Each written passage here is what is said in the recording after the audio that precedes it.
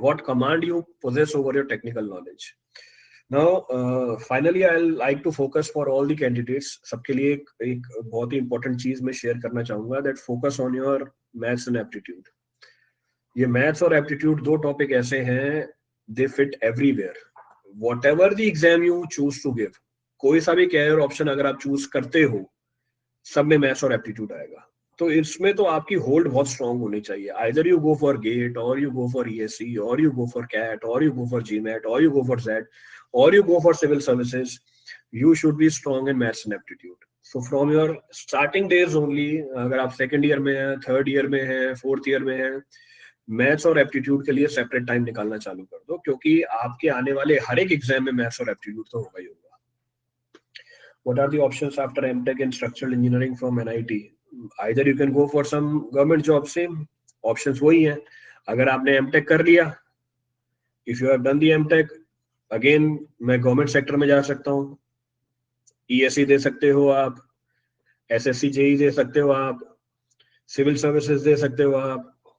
ये सारी चीजें ओपन है आफ्टर MTech. MTech कर ली, फिर आप आगे फर्दर स्टडीज के लिए जा सकते हो, PhD कर सकते हो. MTech कर ली, फिर आप MBA कर सकते हो, you can go for MBA. MTech कर ली, then you can go for teaching also. आप एजुकेशन सेक्टर में आ सकते हो. तो बहुत सारे ऑप्शंस खुले हुए हैं मेरे पास. Several options are available. You can go for private job also. तो हो सकता है आपके कॉलेज से ही कोई कंपनी रिक्रूट कर ले आपको.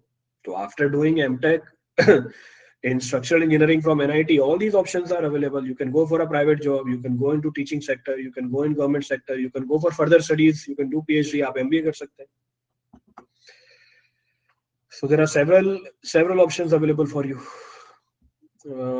How much rank is sufficient for GATE in environmental science to get PSU or top IIT? Again, it depends upon the PSU ना.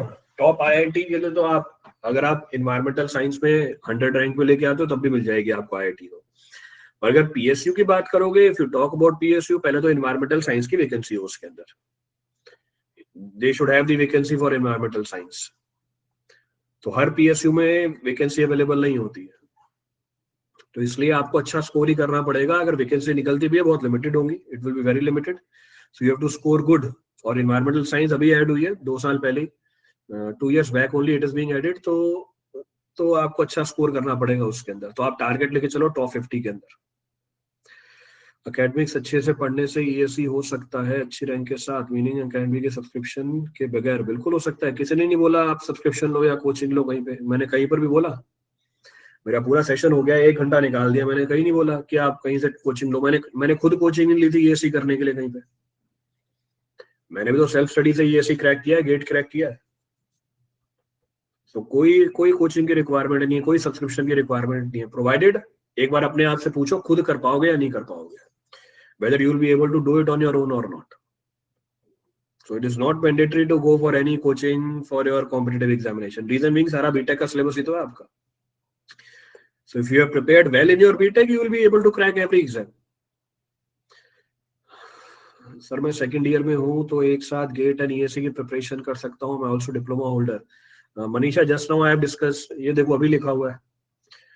अगर आप अपने BTech को प्रॉपरली प्रिपेयर करते हो, ये सारे एग्जाम का सिलेबस सेम है. तो आप तो गेट ESE बोल रहे हो, मैंने तो इतने सारे एग्जाम बोले हैं आपको. तो आप एक साथ गेट ESE, सिविल सर्विसेज में सिविल, SSC JEE IFS, इस सबका सिलेबस एक साथ कवर हो जाएगा आपका. तो सबकी तैयारी एक साथ होती है. Preparation of all is simultaneous, अलग अलग प्रिपरेशन नहीं होती. Ongoing SEM, I agree with it, but then how clear those basics of second SEM papers जो अभी क्लियर, जो डाउट क्रिएट करते हैं, जो डाउट क्लियर करते हैं, उसके लिए अलग टाइम देना पड़ेगा आपको. तो जो चीज हो गई है अब उसके लिए तो आपको सेपरेट टाइम निकालना पड़ेगा क्लियर करने के लिए. You have to create a separate slot for that. तो वो टाइम मैनेजमेंट आपको ही करना पड़ेगा. कॉलेज से टाइम स्क्वीज आउट करना पड़ेगा. सैटरडे संडे एक्स्ट्रा टाइम देना पड़ेगा उन टॉपिक्स के अंदर. तो आप थर्ड ईयर में हो, सेकंड ईयर वाले टॉपिक्स आपके वीक रह गए, तो आपको एडिशनल टाइम देना पड़ेगा उनको ब्रश अप करने के लिए. Then what is the difference between What is the difference between MTech and MTech research from IISc? चिराग, आपने जो सवाल पूछा है उसमें आपका जवाब लिखा हुआ है. If you are interested in research, अगर आप interested हो research के अंदर, तो MTech research from IISc कर सकते हो आप. It is totally a research oriented program. है MTech ही, पर पूरा research oriented program है ये. जबकि normal MTech में research orientation का जो magnitude होता है वो कम हो जाता है. तो इसके बाद बहुत ज्यादा चांसेस बढ़ जाते हैं आप अपनी रिसर्च को फर्दर कैरी आउट करो, आप पीएचडी करो. तो if you are interested in research then only go for MTech research program. How to recognize that I should go for placement through coding और I should prepare for competitive exam ASAP in my career. Again either you should know it, या तो आपको खुद ही पता होना चाहिए. अभी discuss किया मैंने कि आपको पता होना चाहिए. पहला पॉइंट ही मेरा ये था डिस्कशन का आज, कि आप खुद अपने आप से पूछोगे ना कि मैं इस चीज के लिए बनाऊं या नहीं बनाऊं, whether I will be satisfied doing that और नॉट. मैंने आपको प्रोज एंड कॉन्स बता दिए सबके, कि आपको उससे सेटिस्फेक्शन मिलेगी या नहीं मिलेगी. आपको मैंने पैकेजेस का आइडिया दे दिया है. तो आप आईटी सेक्टर में जा रहे हो, आईटी सेक्टर कौन सी आईटी सेक्टर है, बहुत बड़ी आईटी सेक्टर है.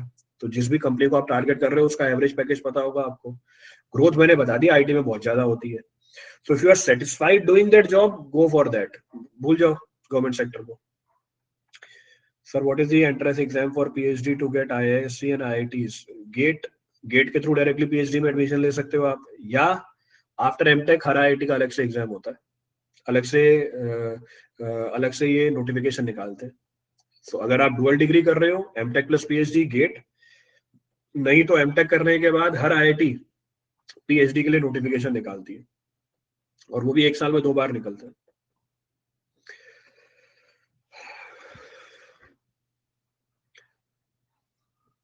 चलो, so I have cleared sufficient of the doubts. So I think I have cleared most of your queries. Still, if you have further queries, you can message me on any platform. Almost सारे platforms पे available हूँ, social media platforms पे, Telegram, Instagram, Messenger, आप वहाँ पे message कर सकते हैं. या I readily take these sessions. Almost 2 या 3 दिन में ऐसा एक सेशन हो ही जाता है, तो आप उन सेशंस को ज्वाइन कर सकते हैं अपने डाउट को क्लियर करने के लिए. देन क्या है नेक्स्ट. प्रतीक, आपका डाउट नहीं दिखा है मुझे.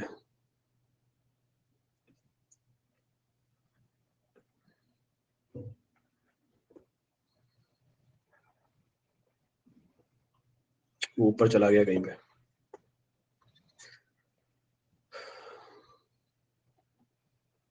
चलिए,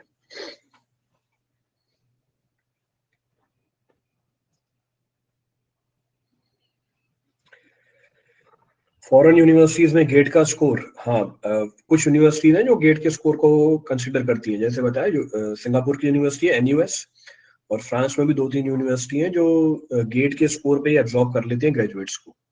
तो ये 2 कंट्रीज हैं जिनमें गेट का स्कोर वैलिड है.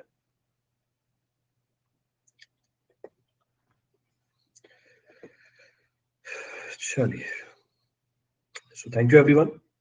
It was wonderful interacting with you all. I hope जो भी doubts थे आपके mind में regarding to decide for your career options, they are comparatively satisfied. इसके बाद फिर से brainstorming कीजिएगा, 1 हफ्ता दीजिएगा अपने पूरे कैरियर को एनालाइज करने के लिए कैसा होने वाला है, बिकॉज 35 to 40 ईयर्स आपको उसी में इन्वेस्ट करने हैं अपने. तो अगर एक ऐसा काम करोगे जिसमें आपको सेटिस्फेक्शन नहीं मिल रही है तो बहुत मुश्किल हो जाएगी. तो डिसाइड कि कौन सी फील्ड आपके लिए बनी हुई है. चलिए, thank you everyone, thank you.